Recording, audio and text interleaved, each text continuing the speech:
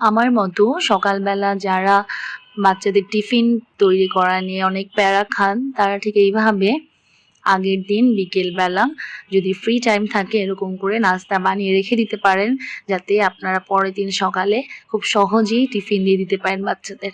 তো আমি চেষ্টা করি যখনই আমার ফ্রি টাইম থাকে এক এক দিন এক এক রকম আইটেম করে রাখতে বাচ্চাদের পছন্দের, যাতে পরের দিন সকালে, যেহেতু আমরা খুব রাশে থাকি সবাই সবাই যেহেতু আমরা চাকরিজীবী, আমি আমার হাজব্যান্ড ইভেন বাচ্চাদের স্কুলে আমি দিয়ে ওদের সাথেই আমার আসলে থাকা হয়, যেহেতু আমি নিজেও স্কুল টিচার, ইংলিশ মিডিয়াম স্কুলের, ওরাও আছে মাসাল্লাহ সেখানেই।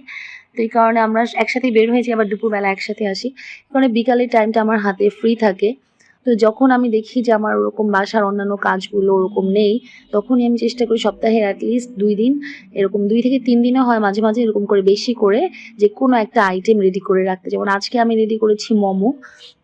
তো এখন আমি 6টা মোমো ওদেরকে স্টিম করে দিব বিকালবেলা, আর বাকিগুলো রেখে দিলাম পরের দিন সকালের জন্য। আর এই যে কাবাবটা, এটা আমার আরও একদিন অন্য একটা দিনে বানানো ছিল, এটার রেসিপিও আমার দেওয়া আছে এখানে।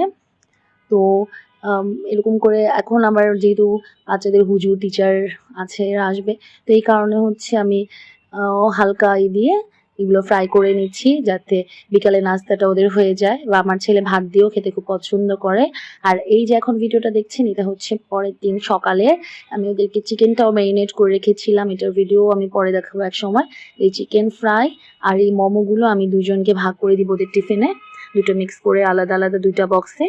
তো আমার জন্য খুব ইজি হয়ে যায় কাজটা, যেহেতু আমি রাতে করে রাখি বিকালের মধ্যে, তারপর রাতের মধ্যে এটা ফ্রোজেনও হয়ে যায় আলাদা আলাদা করে, তখন বক্সিং করে রাখলে খুব সহজেই সকালে টিফিনটা রেডি হয়ে যায়। Thank you everyone.